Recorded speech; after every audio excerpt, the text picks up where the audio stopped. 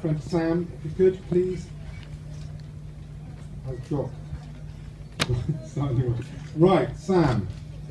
You've been consistently. You've been here over the last 4 days. Can you just tell us a little bit about that run? It was so close. Just what went through your mind? Yeah, I was desperate to try and do a clear round to put a bit of pressure on Andrew. As it turned out, Mr. Cool here didn't, he still won. Listen, I felt I had a couple of cheap rails, but listen, I was pleased with the way my horse jumped and finished.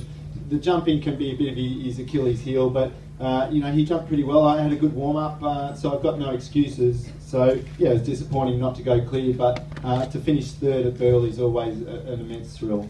Right, a great competition for you. So any questions for Sam? He's patiently answered questions through the last 4 days. Any more questions? No? Okay, well if you could pass it over please to Jonathan Jock Paget on Clifton Promise.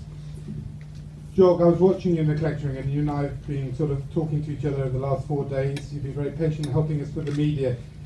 You do seem very calm going into that show jumping arena. How difficult is it, or is it just something that's really natural to your personality? No, I don't think so. I'm sitting on a very good horse, and I always say with him, you draw your confidence from the horse you're sitting on in the warm-up, and had I been having a few down in the warm-up, I probably would have had a different look on my face.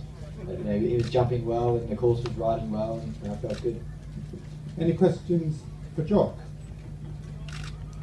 Yes, at the front there.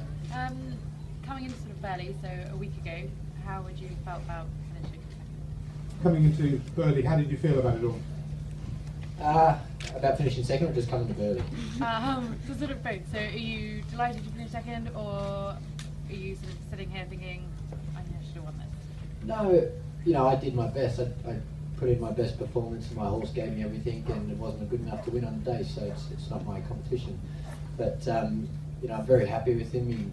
He's come out and he's a very consistent horse. He's got a great record of 4-star, and time again he comes out and gives me everything, and that's all I can ask for. As far as coming to Burghley goes, I love this competition. I always have a nice time when I come here, so it's good to come back. Any more questions for Jock? Go again? No, there we are. So can we pass the microphone please over to the winner of the Land Rover Burghley Horse Trials, Andrew Nicholson from New Zealand Overbury. Andrew, you've been asked this question so many times over the last few minutes, if not before. How much pressure was there coming in with the 3 and 3? Was it doing it 3 times, or for you was it just you've got to get on and win the competition?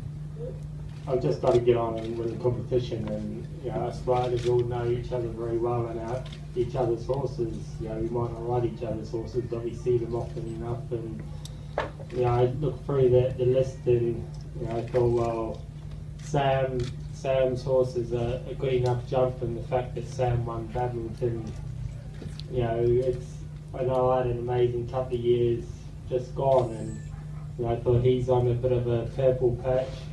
It's not going to really help me, and I was quite, I know Amada very well with Oliver, and I thought Oliver's going to have to pull, some rabbit out of the hat to jump a clean round. That's the way it is with Amada. He's a bit tricky in that bit, and I could see that the biggest danger to me and Sam was Jock. He's been very consistent with the jumping, and I've had to tag along behind him before. So when he jumped clear, and luckily Sam had a couple down, it made a little bit more comfortable for me. I knew I could have a couple down and still be there. So I just thought keep my cool and ride him like I ride him, and trust him to do the other bit.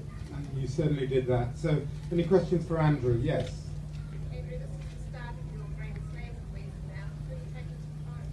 Is this the start of your Grand Slam, the Rolex Grand Slam quest? Are you taking it to Poe?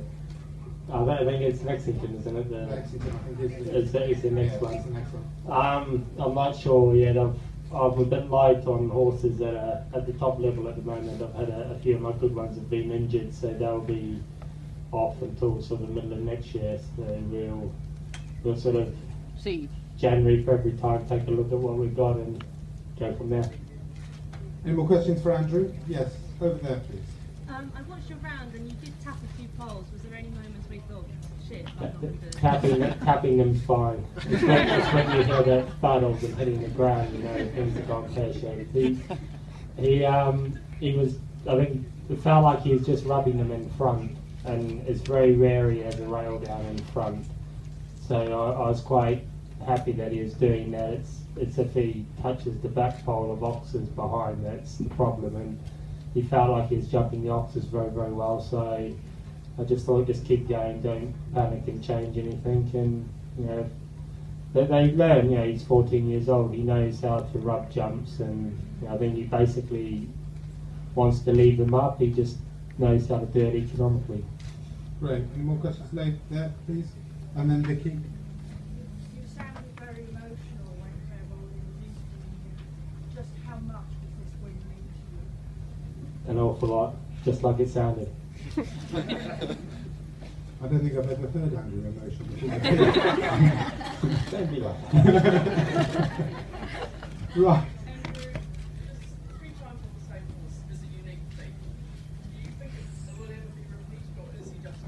Do you think this can be repeated? I mean, anything can be repeated. I don't think he's a freak. He's just one of those horses that's been in the right place at the right time. He's always been a winner. He's been for a stage of having some run-outs, but in between his run-outs he was winning competitions. And you know, horses that are constantly winners have a big chance of doing what he's done. You know, it's the way it's worked out coming here. I think he's been here 4 times now. He came here when he was quite a young horse and was with a chance of winning when I had a run out, and he still only, I think, had 2 or 3 time faults in. So, you know, he's a horse he's come here and he's very happy to give 110%. But I don't think that's a freak. Thank you. Lucinda? Can you just remind us about how I believe you bred him?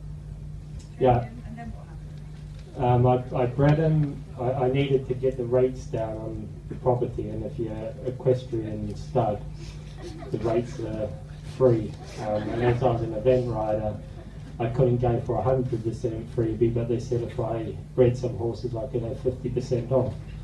I was riding Jumbo at the time. I had Avery's mother, which done a couple of events, and I couldn't sell because she had a veterinary problem. She couldn't pass the vet.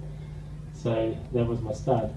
And Avery's he did a job, and he saved me £5,000 straight away. And then he sold when he was 4 years old to a friend of Wiggy's who wanted to take up show jumping again. We needed the money. You know, that's pretty much how I've got to the top level, is by ducking and diving in the horses. He was sold. Nick had jumped him for a couple of years. He had got to his limit as a show jumper, and we brought him back again. Wiggy rode him for a year, and then I stole him off her to sell to Rosemary and Mark, and here we go. So they are, ladies and gentlemen, future in financial planning from Andrew. So can I just ask a question? You rode Jumbo? Yes, I rode Jumbo. Who was the entire time, obviously? He still is. He still is, yes. Yeah. okay, But you moving didn't on. know- If you could just No, I didn't know Jumbo. I just rode him for You caravan competed boats. at the event? Up to Portland level, 3-star level. Up to 3-star level? So, Andrew, if you could please pass the microphone to Elizabeth Inman.